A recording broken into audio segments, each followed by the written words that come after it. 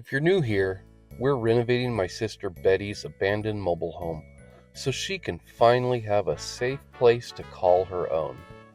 Last time, we tried drywall mudding for the very first time, and it definitely showed. Over the past couple of weeks, we've been sanding, filling, and fixing our beginner mistakes, and today, we're finally getting these walls ready for texture, which means this house is about to start looking like a real home again. Now, we all know drywall finishing isn't glamorous, and most of it looks exactly like this, especially if you're doing this DIY. Sanding, dust, reapply, fill the holes. Sanding, dust, reapply, sore arms. Sanding, dust, reapply, fill the holes. And doing the same thing over and over until it finally starts to look right. But this is where the transformation really happens. After that first coat, we realized we had put the mud on way too thick in a lot of places and not thick enough in some of our other places. So before we could add more, we had to knock down everything and sand it and get it prepared. Then we worked on filling those in and took a bunch of advice from some of our commenters and looked up a few videos because, hey, it's DIY and we're not perfect at doing everything. In fact, I actually despise doing drywall mud. It's been one of my least favorite things to do in 25 years of a career. So, working it slowly and feathering it out, sanding again, feathering it out some more, filling it in, sanding it some more, and learning the process over and over was taunting, daunting, time-consuming, and rewarding all at the same time. Because eventually, we all got it figured out where we started to make our mud look more and more professional. We got things feathered out better and better, got the big bumps knocked down, and it just started to slowly start to come together. Like I said, we're definitely not professional drywall finishers, but this is exactly what most homeowners go through when they try to do it themselves. It might not be perfect, but it's getting better every day. Do you want some mud? Yep. What kind of mudding are you doing? The kind you want me to do. You just said, sure, pick some and go. You want me to do something specific. What kind of mudding are you doing? The kind that helps where it needs the most. Did I do okay on the... You did fine. I just know what kind of mud you're doing, so you know what kind of mud you're using. Hold your thing. It's sticky.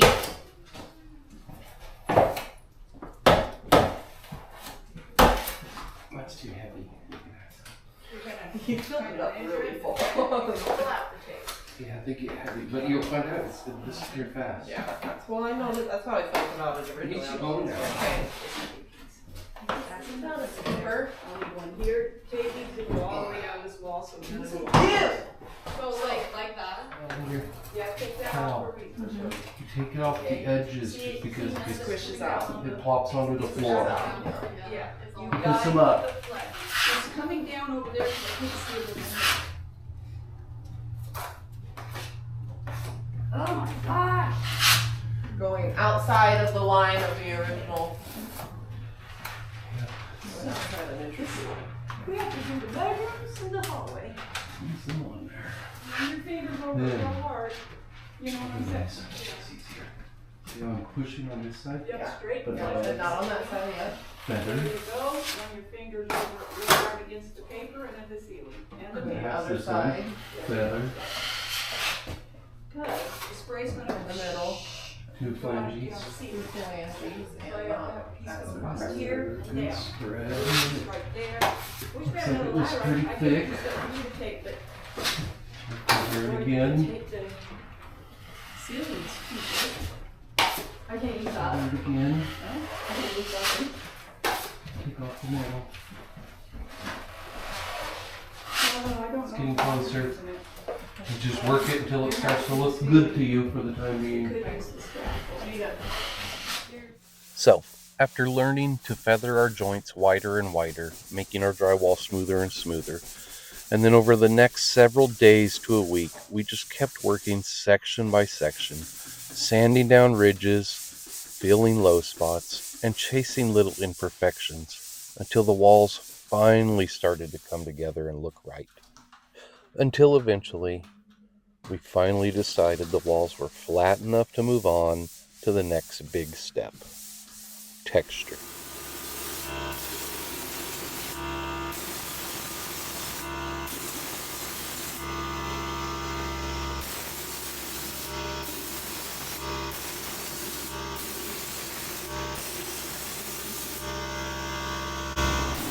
Did you all see that? Squirtsies. Squirtsies. Well, I wonder what your life is like if you're using that term for something else. For the bathroom. I think.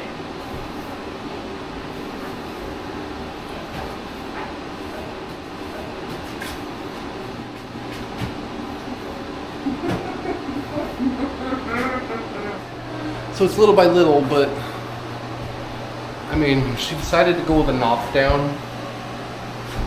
See if I can get the reflection to work. It's actually quite lovely, that knockdown texture. All right, there it is. This is what she was opting for. It's different. It's knockdown. Kind of get a, I don't know if that'll even show up on the camera with the silly LED light trying to shine it. It's even the whole way though.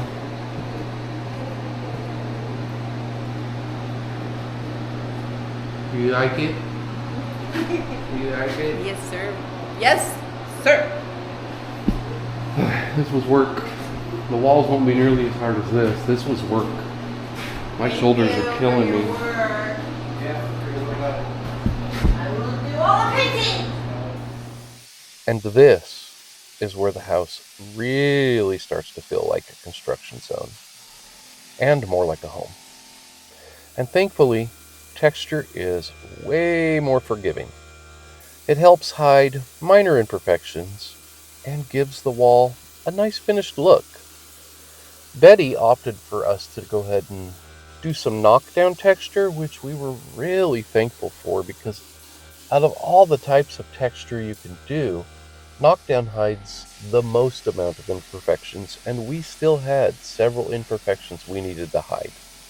So, we spent approximately a week of spraying and flattening, and then another evening of spraying and flattening, and then another room and another evening of spraying and flattening, until eventually, room by room, we made it. We got to that point where all the texture was finally complete and done. And what a huge difference it made. It went from being just dusty drywall walls to what looked like a new home. I mean, it was just awesome and amazing, and for us, so gratifying because we did that. And here you are, now finally all caught up with where we've been for the past couple of weeks. We've just been applying drywall mud, joint compound, sanding, applying joint compound, sanding, making it smoother, feathering it out, sanding, going ahead and finally texturing that room, moving on to the next one, and just moving on to the next one. It was very time consuming, especially with all of our schedules, and just little by little, we eventually got there. But now you're caught up, and it's finally time to truly start making this home look like a home. And there's the texture. And of course, we don't have any texture down below, because I'll let you all guess why. There's a plan to go all the way down the hall with wainscoting or beads board. But there it is. Somehow we were able to drywall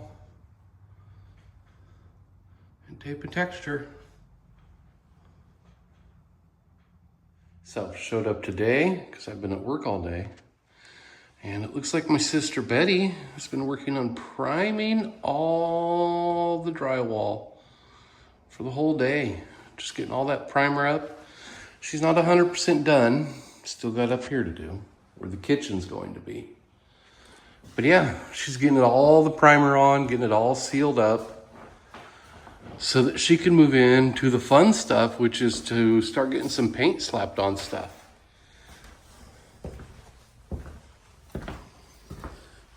Here we've got the girls' room. It's primed, not painted yet, but we're getting there. Utility room. And then yes, we are still working on getting the bathroom drywalled. One of the reasons why is because we're still trying to figure out exactly how we want to do the tub surround. So this room, fortunately, we can separate it off when we do everything so we don't get everything messy. And then I do not think we're doing drywall on the ceiling in that room. I think we're going with something else, but I'm not 100% sure. And then we've got Betty's room all primed up. And it's just white, but it sure looks good for just being white primer. And these aren't even going to be the colors. She's really excited to get some color on here really soon, but this is it.